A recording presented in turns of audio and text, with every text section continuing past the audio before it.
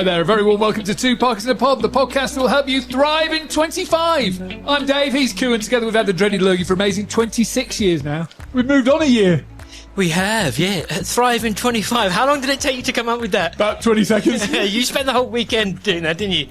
Yeah, it's now 26 years because I've just had my Parkiversary and yours is coming up, right? Yeah, 26th of January. It'll be 14 years for me, which seems incredible. It seems like 5 minutes ago that I was diagnosed, but, you know, time moves on and time and tide, all that. Stand still for no man. You turned 50 as well the other day. Yeah, exactly. Well, one is the day after the other. So I turned 50 and the day after was my 12-year Parkiversary. The thing I found strange is that somebody asked me the other day, how old are you? And I said, well, 50. And that didn't sound strange. But when I say I've got Parkinson's, that's the thing that sounds strange. That's the thing after all this time.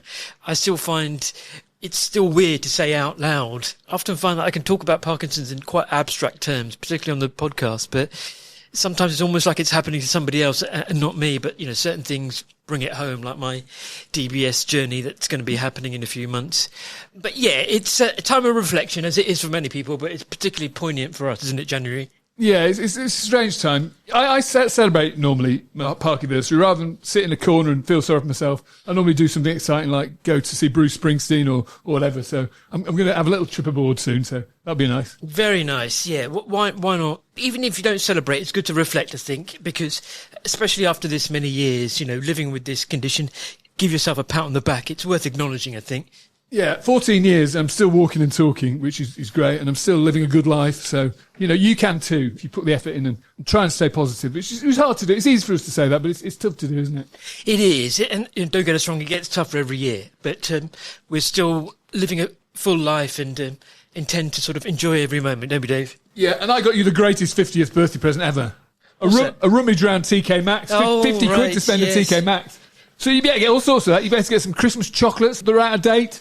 You better get a nice sweatshirt from Ralph Lauren, something like that. Loads of stuff. So you better get some bamboo socks as well, which would be good. Oh, whoa, you gave me some bamboo socks before and I'm still using them. Very, very easy to put on, which becomes increasingly important. But yes, I'm looking forward to a rummage in TK Maxx, Dave.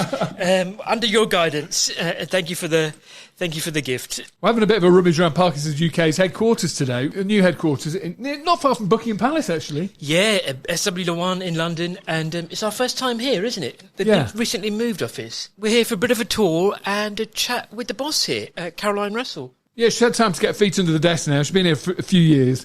And it'd be interesting to see what her plans are for Parkinson's UK and finding a cure for us. Yeah, absolutely. I'm looking forward to this chat. It's a bit strange coming here to this part of London because I used to work a few doors down. So this morning's commute reminded me of my working days. I'm not sure what you were when you worked. Were you a spy or something? Because there's lots of government buildings around here. Yes, just call me Bond. No, there are a lot of government buildings around here. I was working at that time for a bit of the Home Office, but nothing 007. Just coming back to this part of the world and doing that morning commute in the rush hour kind of just brings it all back to me. And again, it's another reminder of how things have moved on. We've got a cup of coffee each, so we'll wait a few minutes and hopefully Caroline will be here. Cool.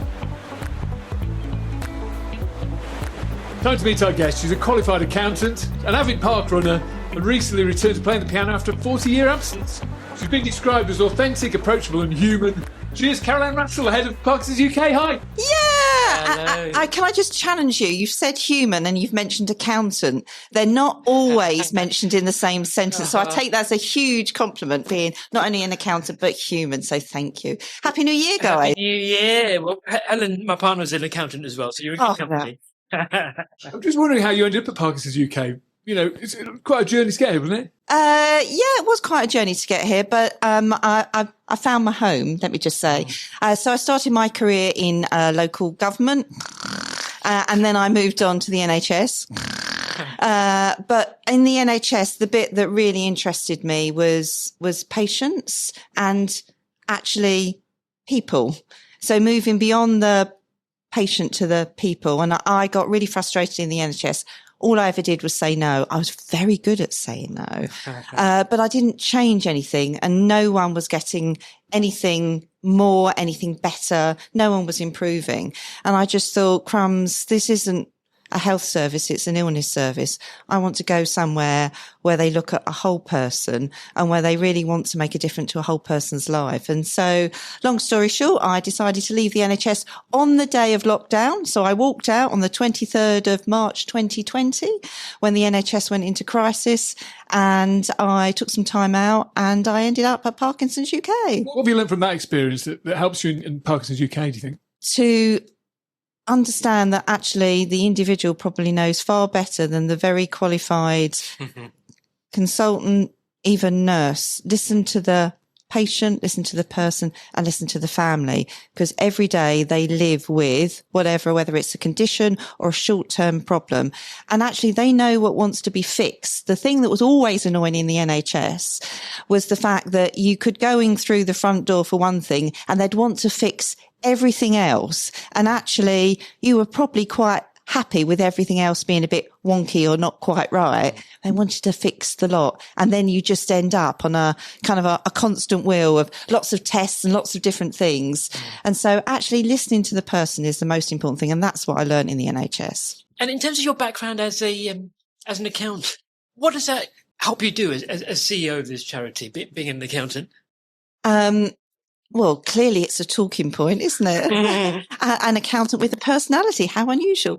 So what does it help me do? I'm very good at being able to kind of see patterns. And actually that's really helpful because you can see that not only in things that are written down, but in behaviors. So kind of, it just teaches you logic. And one of my biggest faults is the fact that I can see the answer to a problem before some people actually realize there's a problem. So sometimes I'm really not very popular. That's not a fault, surely. Well, it can be a problem.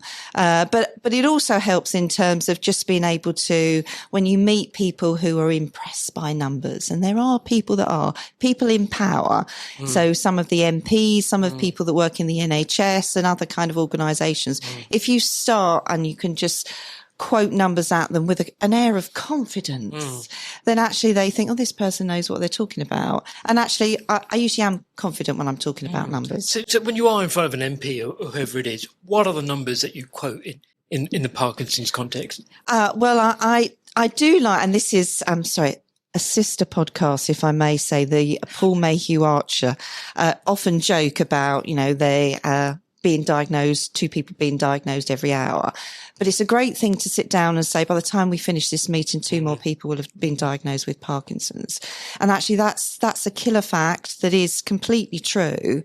And that somehow brings it back to reality to the individual because they understand time. They understand we're meeting for an hour and after that there's going to be 2 more people with Parkinson's. And I think the other area that I do like to mention to them is the fact that, Parkinson's just isn't a disease that happens to people of a certain age or sex. It can happen to anyone at any time. And, you 2 are spring chickens and there are many other spring chickens that you meet. And actually, I do think it's really important that we kind of bust that myth that everyone with Parkinson's, their age might begin with an 8 and they may be a white man. That's just not true. They are as important as everyone else. So I think they're the kinds of things that when you talk to people, they're surprised. Well, it's quite incredible. I'm 14 years in this month. And I thought you were going to say you're 14. I was going to say, my God, Dave, you've done well. Grey hair at 14, yeah. But 14 years in and 12 years in, so we've got quite a bit of experience of Parkinson's. Yeah. Have you got any experience of Parkinson's in your family? Well, if you'd have done this podcast a month ago, I'd have said no. Really?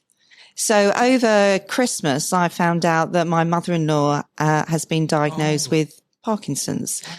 Interestingly, she's been diagnosed for quite a while. And the only reason that I found out was on a hospital discharge letter where it had dementia and then Parkinson's disease. And I thought, well, they've forgotten to cross out Parkinson's disease. So then I read down her list of meds and there's a certain medication called Cinnamon on there. And I'm thinking, recognise that? I know that drug. And she'd actually come in, she lives in a care home. She'd come in from the care home and she'd already been diagnosed before she went into, hospital for a chest infection. So, I do have Parkinson's in my family. Wow. So it's it kind of doesn't change anything for me, because I've met so many people that have inspired me, that actually having someone in my family, it doesn't change anything, because the people that I meet every day that have got Parkinson's are what drives me. Oh, it does bring it home, though, doesn't it? It does bring it home, yeah. Really does. Did I hear right? Parkinson's and dementia? Yes. Right. It's a particularly cruel combination, I find. Yes, it is a very cruel combination. She was diagnosed with dementia before. What we don't know is actually, is it a Parkinson's related dementia? I suspect it Lewy probably, body. I suspect it is probably Lewy body dementia, Right. which is a kind of another area that is one of the kind of the complexities of the condition, again, that isn't very often spoken about, but. Talking of not speaking about it, do I understand right? You found out rather than being told by her. Yes. And do you find that's quite common in the community? Oh, well, so some of the stories that I've heard, make me embarrassed to ever have been part of the NHS. I remember a story I was told that someone had gone into the pharmacy for their prescription after they'd been to the hospital, and the pharmacist said to the individual, "I'm sorry that you've got Parkinson's," and the individual said, "Well, have I?" And that's how you can't imagine. Just what kind of human interaction that consultant must have been having with the individual that was in front of them, that they felt it was all right for them to go out of the room without an understanding of what they had. And that's something that we've got to change in terms of, that's behaviour. That doesn't cost any money, doesn't cost any time. But it's looking at the individual. There's a person there. Make sure they understood what you've said. So how can Parkinson's UK change that behaviour? So I think some of that is about raising awareness generally, but also we run an excellence network. So across the UK, we provide free all of the training for NHS professionals on Parkinson's. And that is something that is hugely valued. But that training needs to not just be about the complexities of the condition, but actually about how to give a diagnosis, how to make sure that the individual is prepared when they go in. Because I've heard lots of stories around people going in and not expecting to get the diagnosis. So not taking anybody, a friend or a carer in to be able to ask any questions. So some of this is about going back to, it's not just the complexities of the condition. It's looking at the person and making sure that what you're saying is understood. And what we leave them with as well. It's not just going into that room to get the diagnosis, it's what they leave with, because unfortunately half the people say they leave that diagnosis without any information, without even a booklet, a leaflet, or signposting to any of your great services. How can we improve that? Yeah, so one of the things that we have got as a priority in 2025 is to really try and ensure that healthcare professionals understand our newly diagnosed offer. So we have a series of booklets. We've got a whole little pack that you can be given. But also what we're doing now is starting a buddy service. So we've started in the Northwest, where people can voluntarily, if they've got Parkinson's, offer to be a buddy for someone who's newly diagnosed. And so when you're newly diagnosed, I mean, you guys, did you want to speak to someone who was like you, who could understand what you were going to go through, or could just listen, rather than a healthcare professional or someone on a... Not straight away, I wasn't, no, because it took me a while to get my head around it, you know. It's weird when you first diagnosed, you want to just put your head in the sand and ignore it for a bit. But after a while, Kieran, you contacted me because you wanted to chat to me. Yeah, exactly. I'm a big believer in peer support. Yeah. I think a buddy system works quite well. What I really would have liked is to listen to a podcast like Two Parks in a Pod, you know, because it's sort of discreet engagement. I didn't have to tell anybody that I had Parkinson's, but I can slowly learn and get inspired by, you know, the likes of Dave. But yet that whole network, that whole community spirit, and it is a wonderful community, and that peer support, I think it is vital, because I think it sets the tone when you're diagnosed. And if you start off the wrong way, you're not going to be open. You're going to be embarrassed. You've got that whole stigma. You're not telling friends and family, colleagues. You go into isolation. And let's not forget that mental health is a big part of Parkinson's. So it all kind of snowballs, unfortunately. So yes, we should provide support. The other thing that would be great is if, I think you're alluding to it by way of that buddy example, but for us to be a little bit more proactive. Don't wait for me to put my hand up. As somebody that's newly diagnosed, reach out to me. Tap me on the shoulder and say, hey, we know you're going through something here. Here are these great services. We're here for you. Because when people are directed to your services, I think that's when things become better. Yes. I mean, we've been trying to work with the NHS to get them to ask an individual whether they'd like Parkinson's UK to contact them. So that we could be proactive. I can't tell you the GDPR issues that we've come across with that. So, but we do need to get past that, because at the end of the day, this is people that we're talking about and how we can change lives. And one of the things that we've been thinking about is, do we have, some of our advisors that sit outside clinics so that, when people come out, they can see someone, they can take a leaflet, they can know that someone will call them back if that's what they want. But as you know, everybody's different and everybody wants something slightly different. So our first aim is to make sure people know that we are there when people need us. I think kind of changing that and making it a bit more proactive will work for some, and for others it just won't work. But the big thing for me is to make sure people know that there is hope, and hope comes in lots of different forms. The big part of hope, I think, comes in terms of not only connecting, but being active. And I think one of the messages that we're really keen that healthcare professionals get over to people is actually get out and connect and be active, because that will help your mental health and well-being, and you'll make lots of different connections that you didn't have before. And that's where Parkinson's UK, Sports Parkinson's, they've all got great offers that allow people to do stuff and get involved and forget they've got Parkinson's and find out what they're really good at. It's amazing when we play tennis together, you forget for an hour or hour and a half that you've got Parkinson's. It's incredible. We run around the court. It's amazing. And it really helps.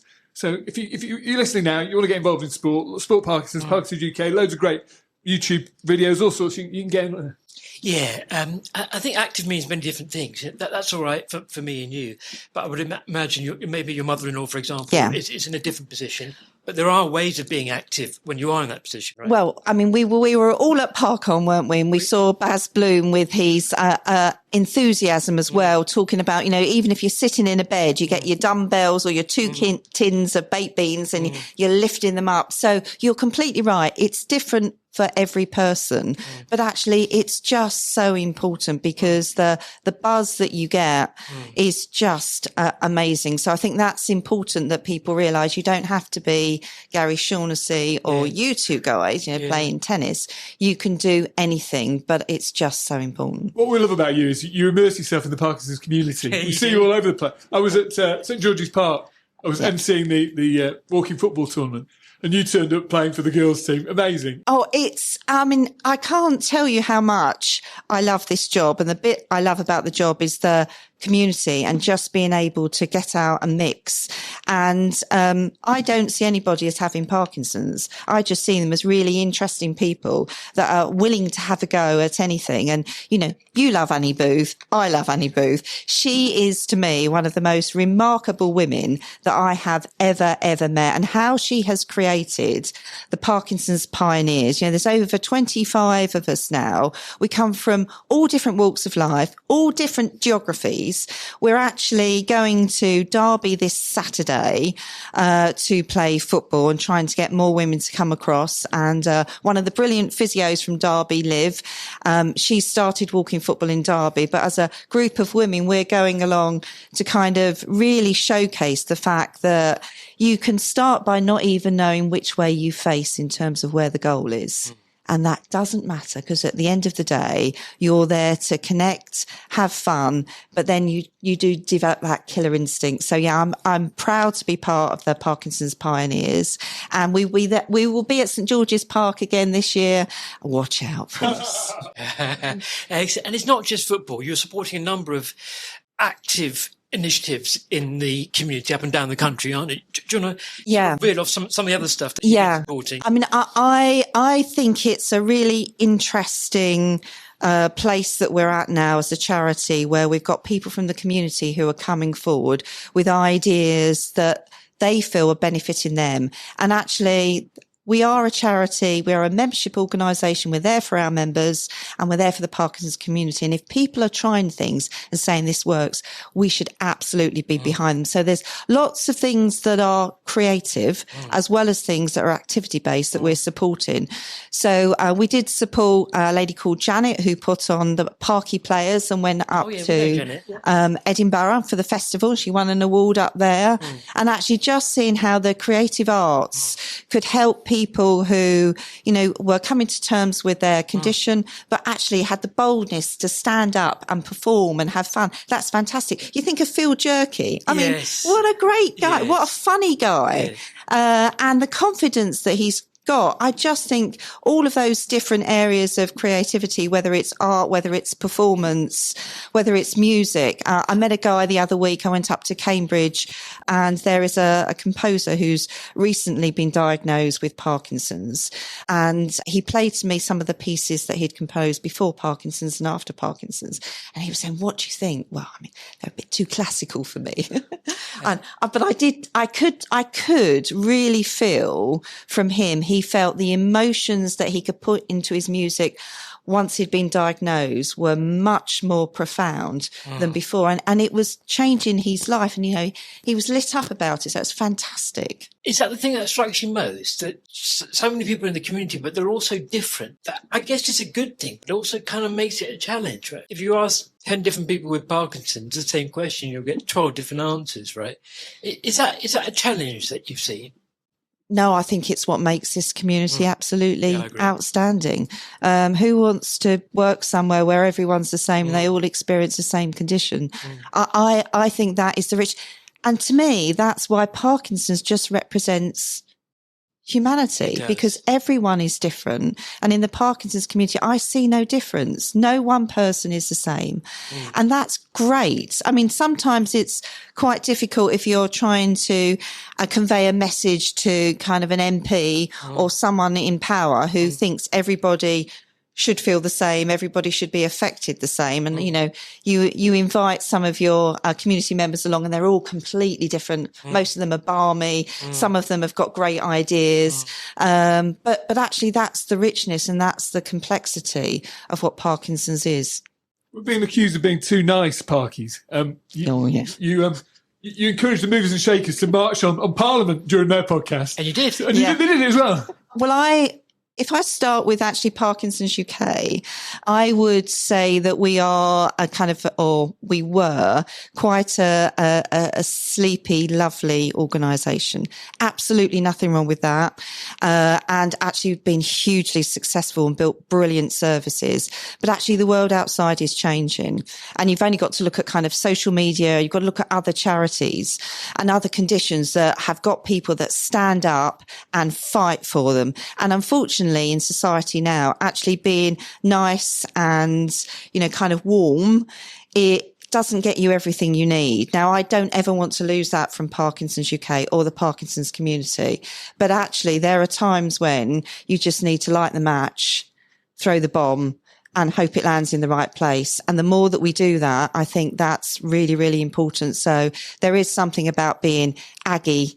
And that has really connected with a number of people in the community. They want to be Aggie. They are cross that they're not heard. And I think part of our role now is to kind of unleash that inner frustration that everybody's got in a way that really pushes it forward. And we're not seen as a bunch of moaners, but we're seen as people that need to be listened to, and we've got something to say, and we've got something that we want.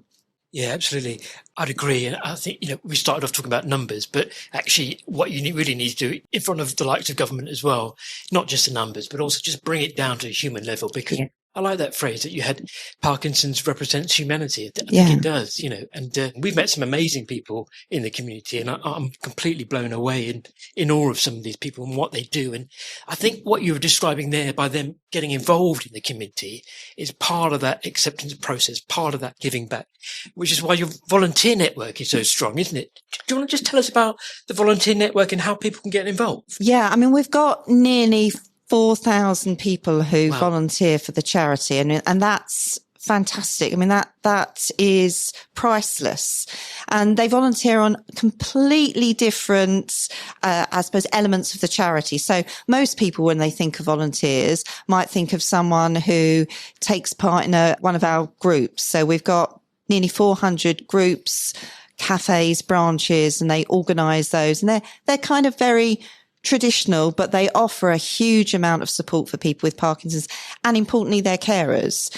So in terms of volunteering and helping out organise those, that's a huge part of what our volunteers do. But we've got our Aggie volunteers. Now, our Aggie volunteers come and help us campaign. And they are fantastic. So we took a number of people to 3-party conferences this year, or last year. They were brilliant individuals who were not at all worried about going up to any minister or any MP, tapping them on the shoulder and telling them what it was like to have Parkinson's, and telling them what the government should be doing to ensure that they can still go to work, to ensure that they can get the benefits that they need, to ensure that they can get a consultant appointment, to ensure that they can see a nurse. So we've got a group of people who are willing to stand up and kind of fight for what is right. And that is absolutely fantastic. Then we've got other people who are willing to come and kind of help with the really boring stuff, like helping us recruit. So on a lot of our recruitment panels now, and on all of the directors that I've recruited to, I've had people from the community sit alongside and actually help make the decisions of who should be employed at Parkinson's UK. Because that for me is really, really important, because, you know, they have a custodial job to carry out all of the many things that we want to do. Research. Now, Kuhan, you are one of our great members of our research support network. We need more people involved in research. So if you go onto the Take Part Hub, you can find out lots about all the different ways that you can get involved in research. We've got people who actually look at some of our grants from researchers and kind of apply their experience and their knowledge to see whether the grants are helpful. We've got other people who help shape where should we be looking for research. And I know that's an area, particularly for Parkinson's UK, that we have really grown over the past couple of years. So we're not just looking at drugs, we're now looking at lifestyle changes, we're looking at apps, we're looking at devices, we're looking at absolutely everything in terms of what research can we give back that information to the community to help them live well. So lots of ways to get involved. What's your big focus for this year then? So I think I've got a couple. I'm really excited about the fact that our board have agreed that we're going to invest in the establishment of a Parkinson's Research Centre. Now, that is through something called the UK Dementia Research Institute, who already bring together all of the excellent researchers for dementia, and working together, they're looking at how to find out more about what causes dementia and then what are the right treatments. They are now looking at doing the same for Parkinson's. So Parkinson's UK is committed to £5 million. And we will be working with the UK DRI to help set up that Parkinson's Research Centre, which will pool all of the researchers that we have together so that we can actually start to make sure that we are really laser focused on what's going to make a difference. So that is hugely, hugely exciting. Flipping that over, the other side of what I am excited about is that the launch of our tech guide that happened at the end of last year. I think you feature in it, Kuhan. I do, yes. Now, our tech guide is trying to give everyone in the community an opportunity to understand a little bit about all of the different devices and applications that are now available to people with Parkinson's. A lot of them are free as well. A lot of them are free, but some of them aren't. And I've experienced when I've met people that people who haven't got much money have invested huge amounts. I heard about this glove that costs like £4,000 that, you know, you can buy, and allegedly it stops your tremor. I mean, that's a huge amount to pay. And, you know, I would say if it did, it would probably be global and everybody would know about it. A little piece of advice there.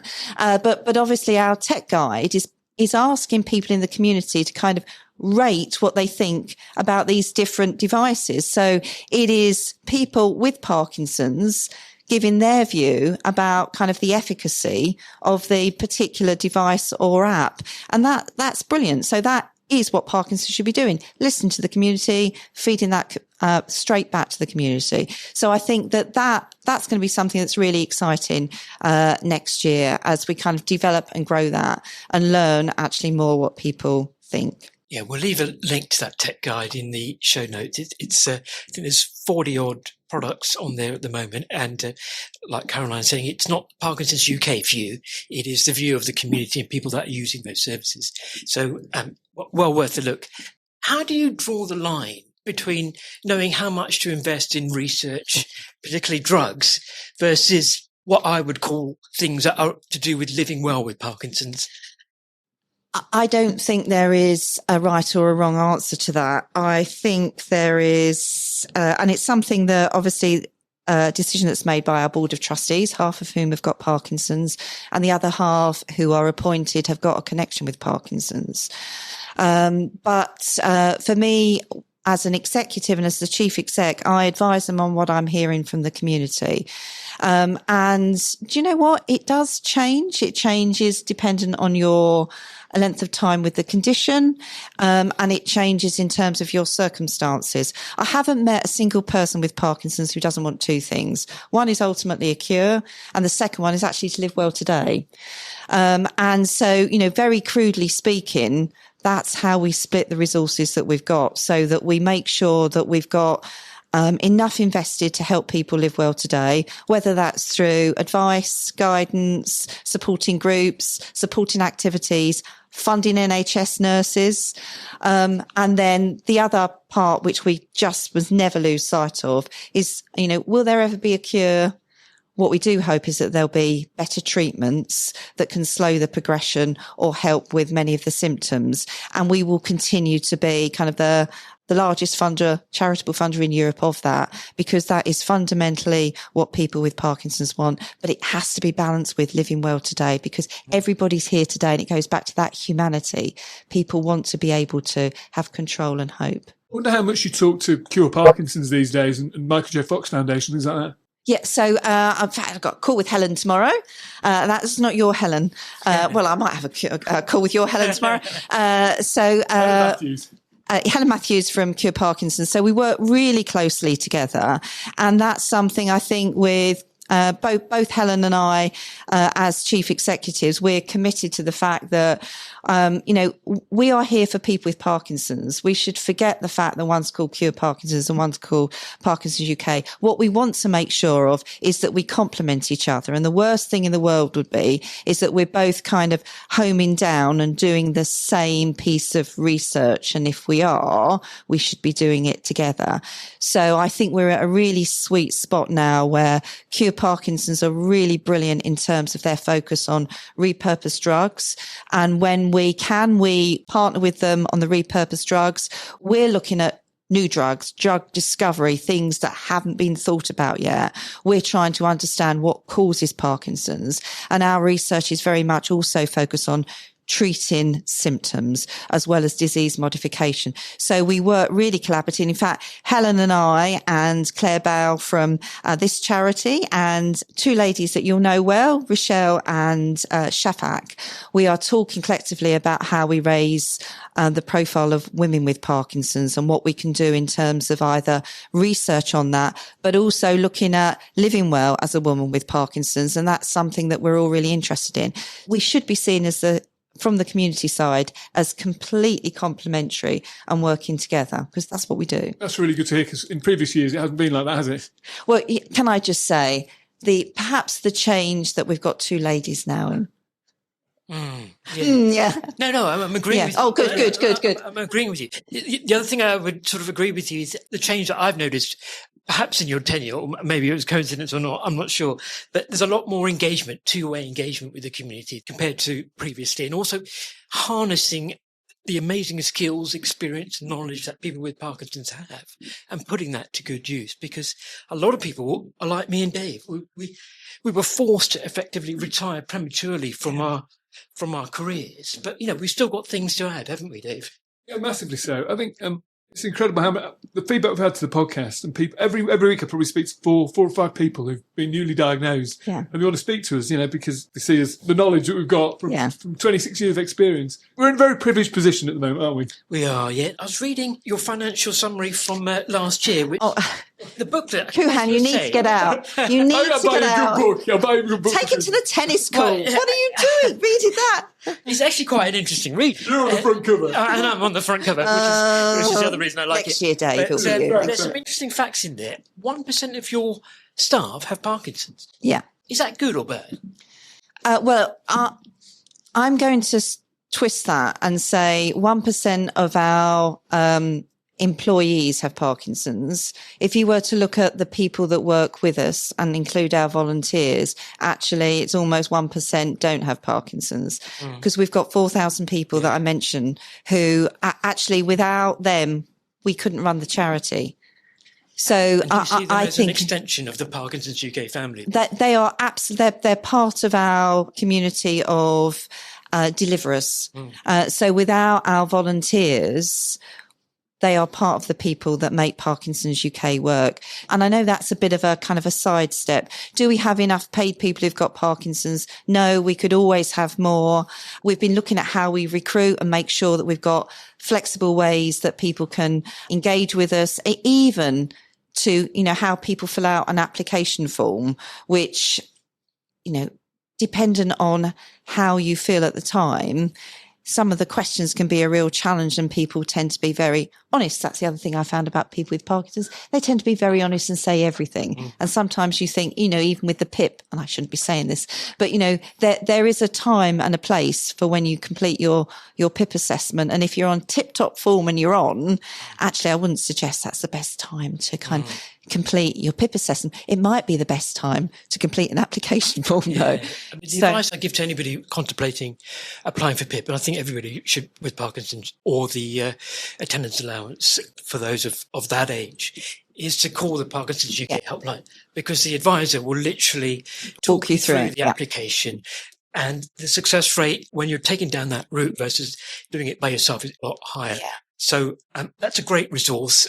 Reading the same financial summary, it also suggested that was the number one reason why people were calling the helpline, right? It's a common topic, isn't it? Yeah, yes, it definitely is a common topic. And it's one of the areas that in terms of getting Aggie, I think we've got a real opportunity this year to see how we can change the government's view on Parkinson's as a condition, to see whether there are any opportunities for us to kind of, not necessarily change, but to educate better, so that many of the applications for all the different types of support that people with Parkinson's can apply for rely on someone without Parkinson's assessing the application. And actually, there is no way they're ever going to understand the complexities of a fluctuating condition.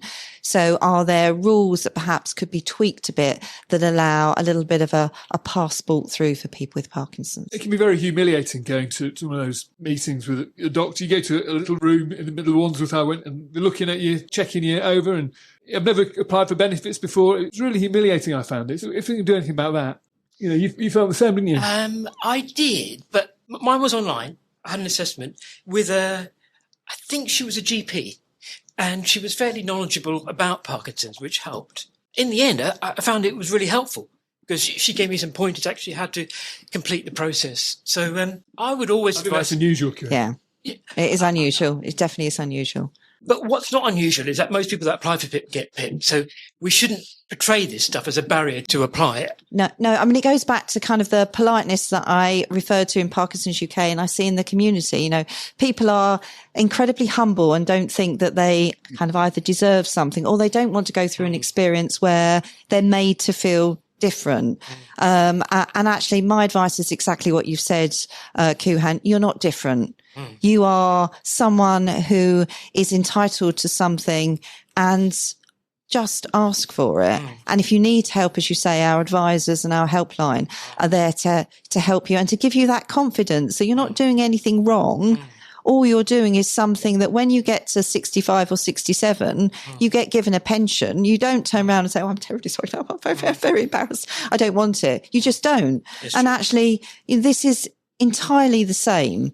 So I would really encourage people to make sure that they, take all of the opportunities that are available in terms of benefits so that people can kind of relax a bit and hopefully have a better quality of life. I mean, even just stepping away from the benefits, what we're talking about here is stigma, isn't it? Yeah. Have you witnessed that? And if so, how can we address that? I find that really hard because I don't see any difference between anyone who I've met. But I do recognise that the stories that I hear, I mean, just the story that you've said, Dave, about kind of going into a booth and just feeling different. I think that the big stigma is if you think of Parkinson's, everybody thinks of that picture of the old man bent over with a cane. Now, if we could get that off Wikipedia or somewhere and stick a photo of you two up there, or Annie or someone, because they're just people. There is stigma, no doubt. But I think that's part of the role of Parkinson's UK, working with the community to just reflect back that this is humanity in all shapes and forms. And actually, if we are a caring society, it kind of doesn't matter. And, the Parkinson's community shouldn't feel stigmatised at any time. Yeah, I think we'd all agree to that.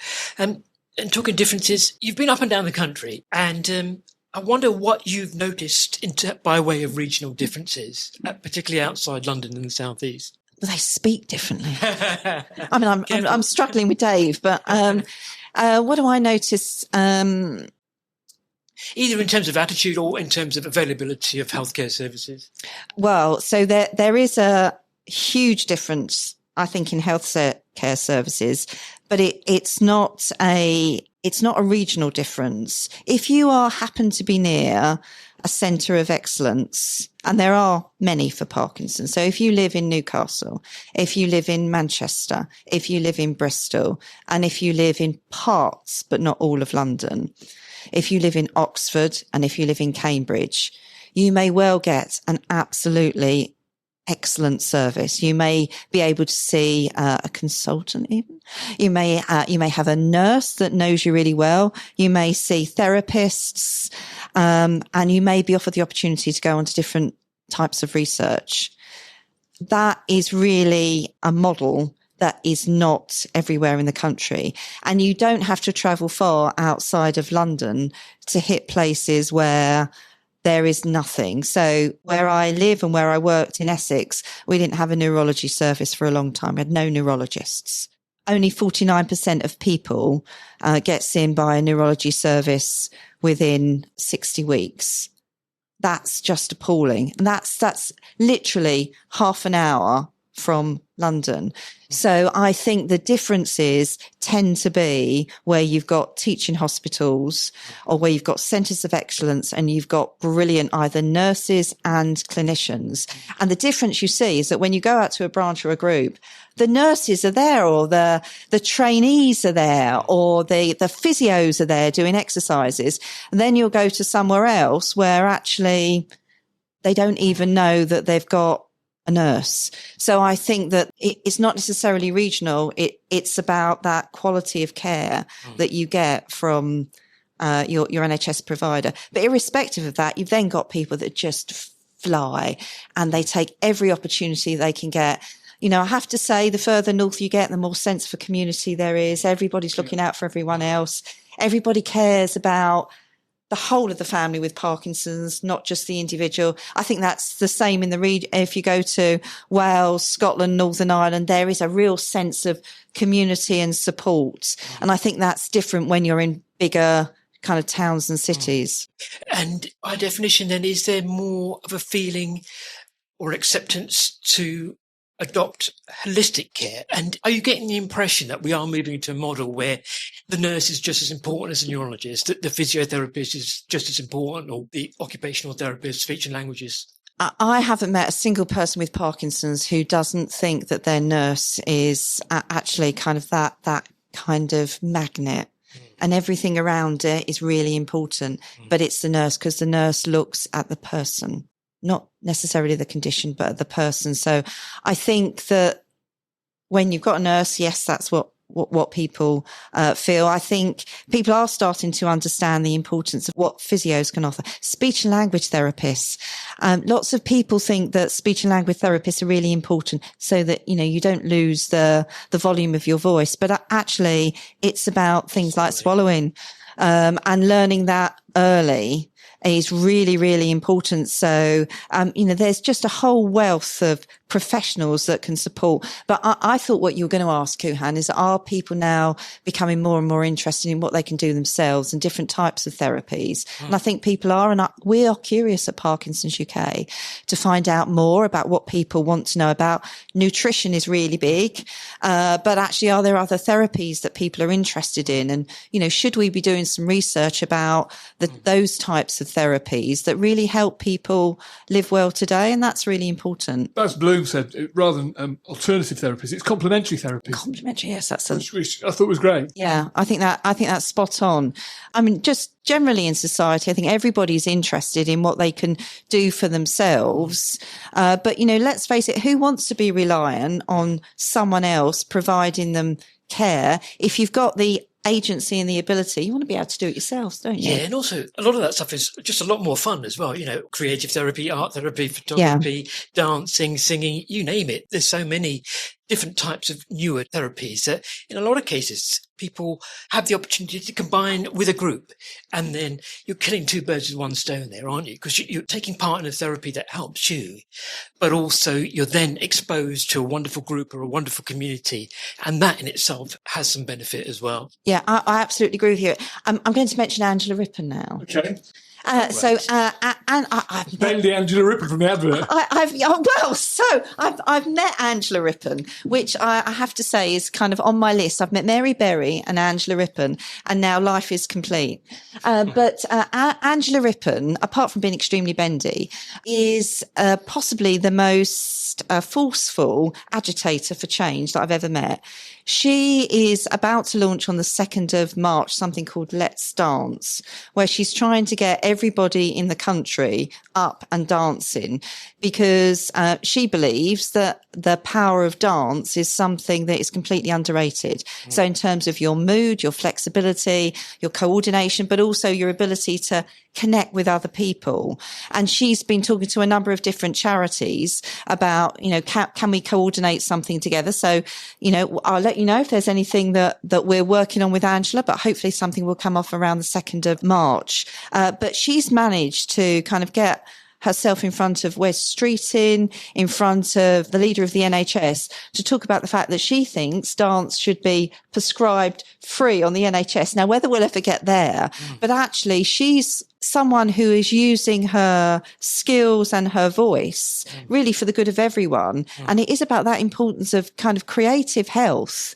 Don't underestimate it ever. And it makes you feel happy, even if you're awful at it. Well, I'm a massive Bruce Springsteen fan, as you know. Oh, no, here we go. And every time I go see Bruce, my symptoms disappear. Yeah. I dance to the songs. It's fantastic. Do you dance in the dark? I dance in the dark. I think this is episode 39. I don't think there's one episode that Dave hasn't gone by not mentioning Bruce, but if it works, it works. We had Barbara Salzburg Matthews on, Canadian. Oh, lady. yes, yeah. She's brilliant. She's an artist, isn't she? Yeah, she's an artist, mime artist. Yeah. Dancing, she's showing us how to dance and stuff. Just brilliant. And there's something about dance that makes you feel good, You feel great when you're about dance, don't you? Yeah, I completely agree. Talking about famous figures, I get the feeling that there are some famous faces, some famous names out there that are living with this condition, that haven't been open about this condition.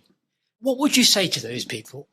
Because in my mind, there's clearly an opportunity here, just from a selfish point of view. If we can get the equivalent of a Michael J. Fox here talking and shouting about Parkinson's, that's got to be good for the wider community, right?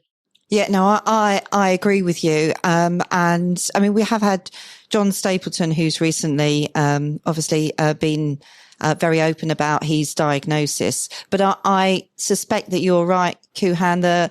Statistically, there will be a lot of people that we do know who have got Parkinson's. Interesting, you look at the House of Lords and you look at the demographic of the House of Lords, there must be a lot of people in the House of Lords. I know they're not particularly famous, but actually they've got power and they've got an ability to be able to support people and support causes. So we need to be able to kind of nurture people both in power and in the public eye to really feel confident to kind of stand alongside and, represent their community and be able to make a real difference, because those individuals will also want what we've talked about. They'll ultimately want better treatments and they'll want to live well today. And actually, without them dialing the voice, we won't get the investment and the profile that we need to make that happen. So yes, please make yourself known. There's still a feeling that you're putting an incendiary device under your career, though, if you do that, Yeah. Do you just tell people what you were telling me just before we came on air about your dream that you had last night? Oh my God, have you turned into, the great man who had a dream? I keep get anxiety dreams. So I'm presenting a show and then someone comes up to me and says, you can't do it anymore. You can't do it anymore. You've lost it because you're Parkinson's. And it's really strange. It's like a recurring nightmare of someone coming up to me and saying, you can't do it anymore. Presented television for 10 years with Parkinson's, which I'm very proud of. I went at the right time. I could have carried on, but I didn't want people tapping me on the shoulder. And I have this dream that I get tapped on the shoulder and they say, you're not good enough anymore, you can't do it. Can I reflect back, though, in terms of going back to the humanity? I think that's the same whether you've got Parkinson's or not. There is a time in everybody's career, and you can be young or you can be of an age where actually you've done the job for a long time and it's time to kind of move over. And what you'll never be able to tell is that age or Parkinson's. What I could tell is that for me, when you've been in the job long enough, it's very empowering to jump before, as you say, you get the tap. But that happens whether you've got Parkinson's or not. I accept the fact it may feel it happens more often if you've got Parkinson's, or it's accelerated before you've got Parkinson's. But it goes back to it. It's a human condition that we all face now in the workplace, that at some point someone's going to tap you on the shoulder and say, you don't fit anymore. Yeah. Just changing topic. Just going to read you a headline from last month, and I'd like you, all of us, to react to this.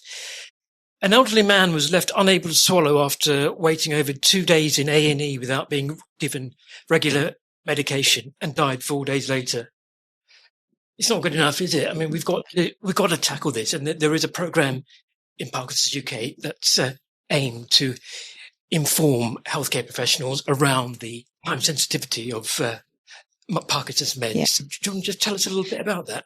Yeah, so we've been running a campaign, Get It On Time, for a number of years now. And that, as you say, is very much focused on ensuring that when people are admitted to hospital, that they're either, if they can, allowed to self-medicate, which is, talk about disempowering. The moment that you get in, you can't do something that you could do a moment before you step through that threshold, and making sure that the care of the individual, whoever is responsible for that, is aware that the individual must have their meds on time. So we've been working through our Excellence Network to sign up a number of trusts to that. But certainly Johnny Aitchinson has done a huge amount, and Claire Addison, in terms of pushing this forward. Both people with Parkinson's. The doctor and the nurse, yeah. But yeah, both healthcare professionals, and both being able to explain the importance of why Get It On Time is critical. I understand now we've got it as what's called a part of a quality improvement program, which all hospitals have to sign up for. And actually that is a fantastic opportunity for us to actually be very open when people don't meet that quality improvement standard, and then to be able to kind of locally go in and campaign, which we do with our local Aggie people, or raise it on a national basis. But the shocking headline that you described is just so sad. And in kind of the 21st century, when we've got whizzy AI and we've got podcasts, the fact that could happen to anyone is just such a terrible Dave and I always say that our biggest fear is not having a fall, it's being admitted into hospital and being exposed to that and having your meds taken away, right? That just scares the life out of me. Yeah. Just before we close, we are in a new office and we're going to have a tour of the Parkinson's UK office. And there's also a new brand as well. There is. Tell us about that. It's a refreshed brand. Oh, okay. And I think it goes on the back of what I was talking about, that, Parkinson's UK could have been viewed as kind of a very sleepy, welcoming, warm organisation. Nice. And over the last couple of years, having gone out and listened to the community, actually, we want to be here for every Parkinson's journey. And we want to feel that we are part of the community. We're not something different. So in order to do that, one of the things that we have done is kind of looked at the brand and looked at, even things like the font, how accessible is the font? Are the colours right? So we're sticking with our blue, but we've got kind of different shades of blue. And then we've got, some slightly edgy colours that we can use every now and then, so that, having run the marathon, I do know that there were a few times I went up to the wrong charity when I'm here. And they said, no, you're not Alzheimer's. So, oh my God, I've gone to the wrong one. So kind of having those little bits of energy that are throughout the new brand, I think will kind of say to everyone, we're here, we're still the same organisation, we still care about you, but we've got the energy behind. So I think that's one of the reasons why we've kind of spent the time refreshing the brand and trying to kind of move forward with the times. Final question for me. You've been here, 3-4 years now? 3 years. 3 years. What are you going to tap me on the shoulder? No, not at all. Not at all. What frustrates you most about Parkinson's UK?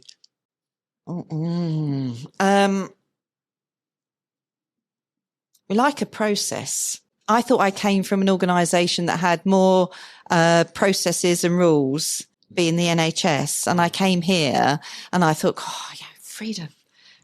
We've got a brilliant board of trustees. We've got a brilliant community. We can really be agile. And I found quite a lot of challenges.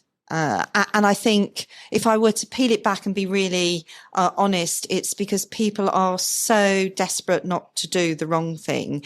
Any money that we get, we really prize, because we're totally funded by donations, and people who give and people who do incredible things for us, that custodianship of the money is so important, that actually spending it so wisely means often we ask for lots and lots and lots of things. And actually what I've tried to instill in people is we'll get it wrong sometimes, but actually let's go a little bit faster. Let's respond quicker and make it easier. And you'll know, because you've had some kind of interaction with us. Hopefully you didn't see layers of bureaucracy. You kind of saw a quick response, a yes or no, what about this? Exactly. And so I'm trying to get that sense of pace, and I want everyone in this brilliant organisation to get out and meet someone with Parkinson's and know them and become their buddy and realise that they haven't got Parkinson's. They're just another individual who is great to me. And that's what I'd love. Yeah. Just before we let you go, we do a section on the show called People with Parkinson's Do Amazing Things. Who have you met with Parkinson's who've done amazing things over the last few years? Well, I'm going to start with my chair, Gary. Oh my God. I mean, what hasn't that man done? He is outstanding. He's run around the world, hasn't he? He's off this level. He's absolutely off this level. So, I mentioned Annie. I think Annie is absolutely incredible. There's a lady called Christine Stanley who, a Nordic walker. I think you've had her on the show. She's actually in Parliament today talking about Parkinson's with MPs. For the We Are Undefeatables. So she's just absolutely incredible. There's a guy up in Cheshire who's starting to do skateboarding. Oh, wonderful. So he's recently been diagnosed. It was he's skateboarding with Parkinson's. So, that's, guys, we should do the next podcast on a skateboard. It's almost, who haven't I met that is incredible with Parkinson's? So everybody is just fantastic. And I view it's an absolute privilege to be able to meet human beings that can do these amazing things. Cheers, Caroline. Great to see you. Yeah, great to see you too. Thank you very much for your time this morning. Another Thank you. amazing person in the community. Thanks, Caroline. Thank you. Thank you. Bye. Wonderful Caroline Rassell. What energy she had. Amazing. Amazing. We covered a lot there, didn't we? I mean, we were speaking for an hour and it was an engrossing chat. I've got to say, Dave, the thing at the beginning about her mother-in-law took me a bit by surprise. Yeah, mother-in-law diagnosed with Parkinson's. Yeah. Must make it very personal for her. Hugely so. And I think it'll make her even stronger as an advocate for Parkinson's, won't it? We've met Caroline a few times, and she's always been great. But what she demonstrated there really is the breadth of what Parkinson's UK do, right? So many resources and services and so much engagement with the community. It's actually quite reassuring, isn't it? Yeah, it's easy to criticise as well, saying they spread themselves too thinly. They've got to be everything to everybody, haven't they? Yeah, really? exactly. It's a big charity, but you can see they've got their fingers in many pies, all of which are relevant for people with Parkinson's and the community. And I'm feeling quite hopeful after that chat. I think we've got to be more militant as well by the sounds of things. Yes, we need to be Aggies. Yeah. Aggie, yeah. Be Aggie. Getting Aggie. I haven't heard that expression since primary school. You're a bit Aggie today. Yeah. Okay, you ready for a bit of this? People with Parkinson's do amazing things. Michael J. Fox has received the Presidential Medal of Freedom, the highest award any citizen can get in America. His foundation has now raised over $2 billion for research. Let's hear about it. Michael J. Fox is one of the most beloved actors of our time. With remarkable wit and charm, he introduced iconic characters to the center of American culture, from Alex P. Keaton to Marty McFly and more. With undaunted resilience and optimism, he also warms hearts and captivates audiences as a fearless advocate for those with Parkinson's disease, channeling his endearing personality to advance treatments, move us closer to a cure, and remind us of the power of American possibilities.